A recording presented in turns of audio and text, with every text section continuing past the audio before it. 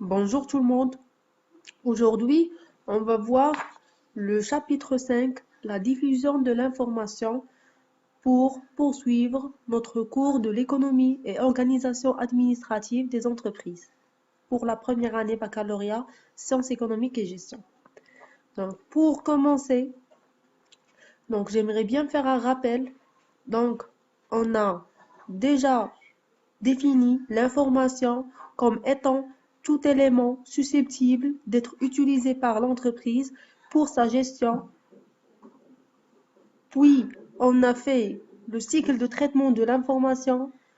On a dit que l'information passe premièrement par la saisie, puis la collecte, puis le traitement, puis la diffusion et après l'archivage de l'information. On a fait les caractéristiques de l'information.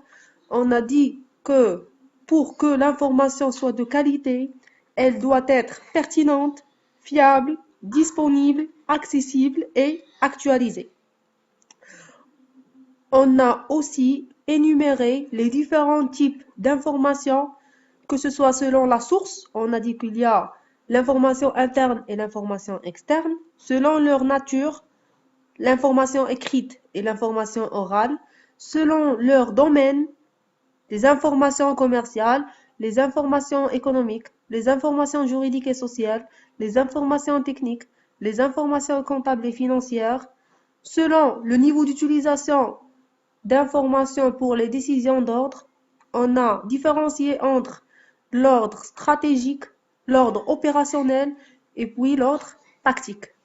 Et après, on a vu l'information selon le sens de communication, soit l'information descendante, soit ascendante, soit latérale. Donc, ensuite, on a entamé le chapitre de recherche des informations. On a dit qu'il y a plusieurs sources d'informations, que ce soit des sources internes ou bien des sources externes, telles que les bases de données, les banques de données et l'Internet. Après, on a travaillé sur la structure et la codification de l'information. On a décelé la structure de l'information qui se compose du caractère, du mot, de la rubrique et de l'article pour passer à la codification qui est soit fonctionnelle, soit technologique. Après, on a travaillé sur la collecte et saisie de l'information. On a vu qu'il y a deux formes de collecte des informations. La saisie manuelle de l'information sur les supports papier, donc que ce soit des documents de liaison sur des documents de position pour concevoir des imprimés adaptés. Et la saisie et stockage automatisé de l'information. Donc, on a vu les supports magnétiques et les supports optiques. Donc, maintenant, on passe à la dernière forme, la dernière étape, qui est la diffusion de l'information. Donc, la plupart des conflits dans l'entreprise naissent d'une mauvaise transmission de l'information. Donc, s'il n'y a pas un canal de transmission d'informations qui est pertinent, donc on risque d'avoir plusieurs problèmes de fonctionnement dans l'entreprise. Par exemple, s'il y a une commande à préparer pour demain et que l'information n'a pas été diffusée au service, par exemple, d'achat, dans le moment opportun. Donc, l'approvisionnement sera retardé. Et si l'approvisionnement sera retardé, la production sera retardée et la livraison sera retardée aux clients et on risque de perdre des clients à cause de ce retard de transmission de l'information. Maintenant, j'ai donné un exemple sur le retard. Parfois, il y a l'absence de transformation de l'information. Par exemple, une réunion qui va tenir lieu. Donc, si on n'informe pas les personnes concernées, donc la réunion ne sera pas pertinente comme on prévoyait. Donc, il y a plusieurs exemples dans ce sens. Donc, on doit bien transformer, veiller sur la bonne transmission de l'information. Le message est véhiculé par un canal, choix du support important, intercepté par le récepteur selon différents langages, ce qui dénature souvent le fond. Donc, soit omission, généralisation et autres. Donc, pour transmettre l'information, premièrement, il y a la transmission de l'écrit. Donc, plusieurs solutions sont possibles.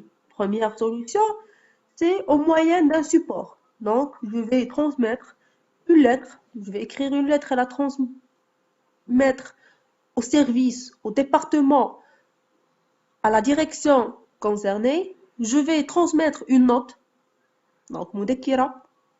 Donc, pour les personnes concernées, pour qu'ils veillent à appliquer le contenu de cette note, ainsi de suite. Ou bien par l'intermédiaire d'outils de communication. Donc, par exemple, je vais envoyer électroniquement donc là l'écrit que j'ai, pas via la télécopie, ou bien je vais transmettre des messages via la messagerie par l'intermédiaire des réseaux, soit Internet, soit intranet. Donc Internet, c'est global et intranet, c'est spécifique à l'entreprise ou bien à l'entité ou bien l'établissement en question.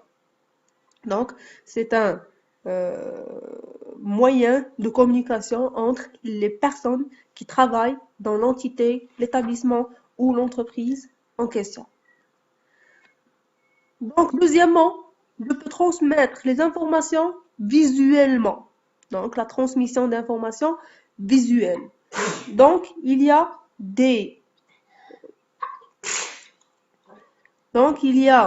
des moyens pour transmettre l'information visuellement. Premièrement, il y a le visiophone, donc c'est le téléphone avec écran. Donc pour transmettre les informations visuellement, donc je vais voir la personne concernée et je vais lui transmettre les informations que je veux lui transmettre. La conférence permet à plusieurs collaborateurs de se réunir à tout moment, indépendamment de leur éloignement géographique. La communication est mise en place par simple numérotation téléphonique, équipement simple d'utilisation. Donc ici, le mécanisme passe via une numérotation simple téléphonique. Donc je vais appeler les personnes qui travaillent dans l'entreprise. Donc même qu'ils sont loin de l'entreprise, par exemple, une personne qui se trouve à Casablanca, les autres à Marrakech, quelques-uns, par exemple, à l'étranger même, donc voire en Europe, en Amérique, en Asie, etc. Donc, et on va se réunir tous, les uns vont parler aux autres, les uns vont voir les autres, et on va se réunir pour discuter une situation ou bien un problème. Donc oui, il y a les vidéotransmissions, qui consistent à projeter sur grand écran vers un ou plusieurs points définis par l'émetteur des images filmées en direct. Les vidéotransmissions, donc, on va transmettre les messages via un grand écran pour que l'émetteur voit des images filmées en direct. Donc, par exemple, cela se traduit dans les rues, par exemple, s'il y a un match ou bien s'il y a, par exemple, une grande entité, une multinationale, donc il y a des grands écrans dans ces filiales pour leur transmettre les messages directement d'une manière qui est filmée et en direct pour que ça soit plus compréhensible. Et dernièrement, on a les vidéoprojections interactives. Donc, ce sont des projections qui sont interactives. Donc, ce genre de vidéo est utilisé dernièrement plus dans les entreprises, dans l'enseignement, dans un grand nombre de domaines. Ça nécessite un peu des moyens plus développés, mais de plus en plus, il sera adapté par toutes les entreprises dans le futur. Donc, on passera à la transmission des messages oraux. Donc, je vais transmettre un message oralement. Donc, via la voix. Donc, soit par téléphone. Donc, je vais appeler par le téléphone de bureau, le téléphone fixe, par exemple, une entreprise. Ou bien, je vais appeler les responsables, les directeurs, les ouvriers, les techniciens, etc. via le mobile, via le téléphone portable, ou bien via le smartphone. Donc, par exemple, ainsi de suite. Ou bien, je vais laisser des messages oraux au répondeur. Donc, par exemple, j'appelle, je trouve la boîte vocale, je trouve, pardon, le répondeur. Donc, je vais transmettre mon message. Donc, bonjour Monsieur X. Donc, je vous ai appelé pour vous dire que, etc., etc. Donc, que par exemple, on aura euh, un besoin dans la chaîne de production de tel ou bien merci de me joindre lorsque vous entendez mon message ou bien merci de me envoyer un devis ou bien une facture ou bien ainsi de suite. Donc je vais laisser mon message oralement. Donc euh, les, Donc, les moyens d'échanger et de partager l'information ne cessent de se multiplier au fur et à mesure que fusionnent les technologies de l'informatique et celles de télécommunication. Donc, l'espace numérique réduit les distances. Donc, cela est présent aujourd'hui dans nos jours. Donc, il y a plusieurs moyens de diffuser les informations, que ce soit via nos smartphones. Donc, il y a plusieurs applications. Donc Messenger, Facebook, WhatsApp, d'autres applications, par exemple Instagram, Twitter et autres. Donc maintenant, c'est plus facile de transmettre des informations et on a plus de support à utiliser.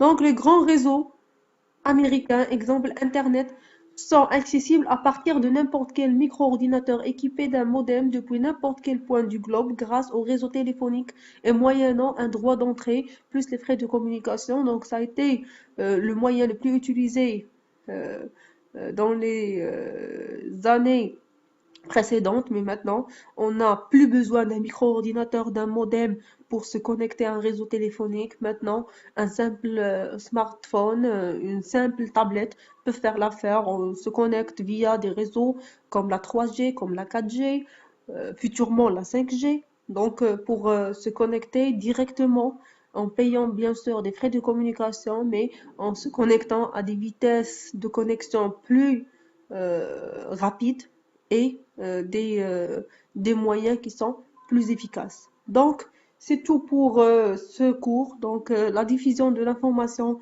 Donc, maintenant, comme vous savez, la diffusion de l'information n'est pas rigide, donc il est flexible, il se développe de plus en plus que les technologies se développent et euh, l'important c'est de prendre l'information de leurs sources qui sont fiables. Donc merci pour votre attention et rendez-vous dans le prochain cours. Merci.